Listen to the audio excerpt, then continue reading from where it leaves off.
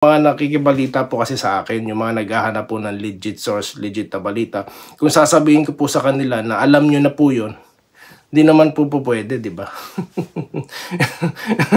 So, ganun. Kailangan ko na talaga magkaroon ng source. Kung ganun rin lang ang sagutan ng mga coach. May official statement po ba kayo? Paano nyo po nasabi na alam nyo na po yun, no? So, I have to dig deeper, no?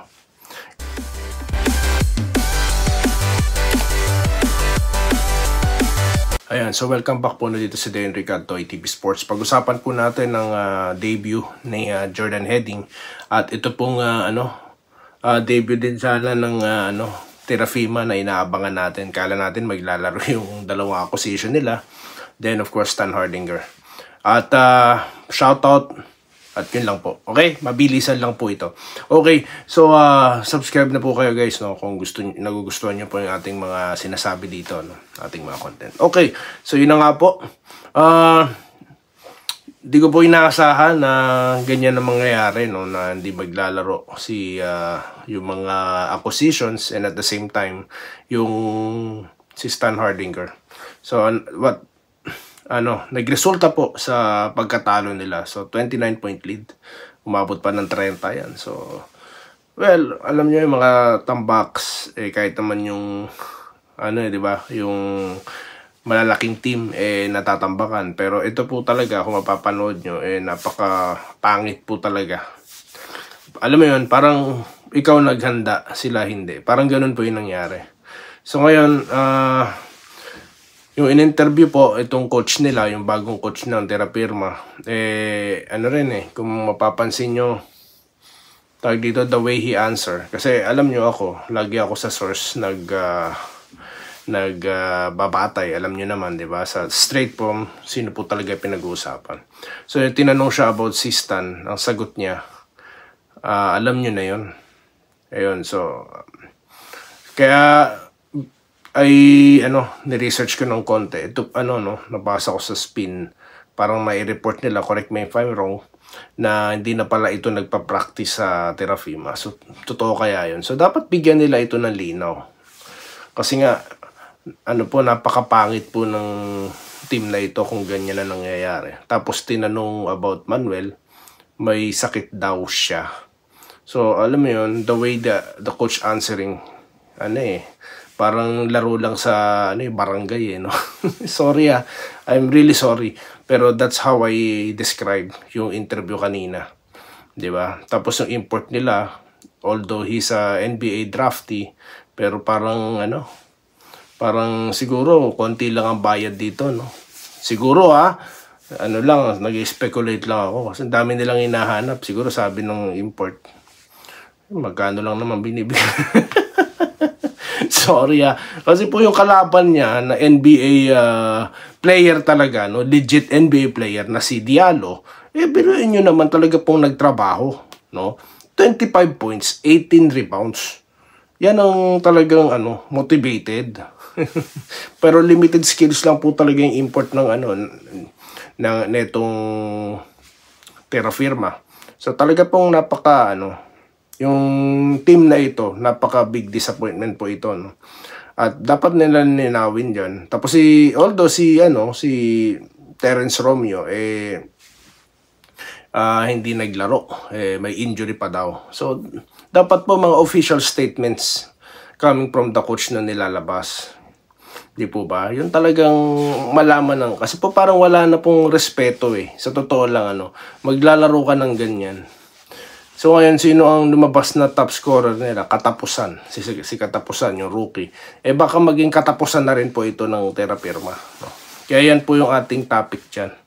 Double meaning yan, no? So, yun nga, parang, alam mo yun, pumasok ulit sa spekulasyon ko na baka nga siguro ibebenta na yung franchise na yan. So, sino pong mga fans ang may gana, gagastos para manood ng ganitong klase ng kupunan, no? So, it makes sense to me. Kaya ayaw pumirma siguro ni Jordan Heading sa team na to, no? So, dapat busisiin na ng PBA itong team na ito. Sumunod na natalo po, itong nanalo kanina. Babanggitin na lang natin yung mga nanalo, Nakalimutan ko kasi kalaban nila. Sorry Yung Hong Kong, congratulations sa Hong Kong. So, yun lang po. Ako, gusto ko as much as possible, I want to, maging side sana ng, tawag dito. Ayoko sana mag-criticize sa totoo lang dahil I want to promote yung liga. Pero the PBA has to take a look this team, tong Terafima na ito. No, talaga pong, ito yung para sa akin, kung ganyan ang ginagawa nila. Para pong mayroon silang, parang hindi na nila control. Sa tingin ko lang Kasi alam nyo, ang tagal pong naka-layoff ng player, naka-off. Dahil nga po, di ba, ang tagal yung San Miguel. Di naman yata naglaro si Romeo o tsaka si Manuel sa, sa International League, di ba? Tapos, naka-bench lang naman sila. Di po ba? Di nga nagagamit. Sabi ko, nasa aparador ng San Miguel, di po ba? So, bakit ganon? Biglang may sakit, tas yung isa, may injury pa daw. So, sorry but hindi ko po tatanggapin yung mga ganyang klase ng sinasabi. So, PBA has to, investigate this team. No, pinagtatanggol ko tong mga to na fair and trade nila, pero bakit ganyan? No, tapos yung the way the coach answer, parang nasa liga lang sa barangay. This is a PBA, no? Siguro kausap niya mga vloggers lang, kaya ganun siguro siya makipag-usap. Iba siguro kapag tawag dito, post-game interview, baka medyo professional, no? So sorry ako kasi I'm from afar, nandito ako, diyan lang ako nagbabase, no? Kasi nga, as much as possible, legit sources po. Ayoko sana ng mga chismisan sa kanto. Kaso the way he answer, nung tinanong siya about si Stan, alam nyo na yun. Anong klaseng sagot yun? Sorry po, no? Sorry, pero yun, as a vlogger naman, hindi naman kasi sabi ko sa inyo, ayoko ng chismisan, pero the way he answered, parang alam mo yun, parang we just realize sa mga chismis na lang. Ano yung alam nyo na yun?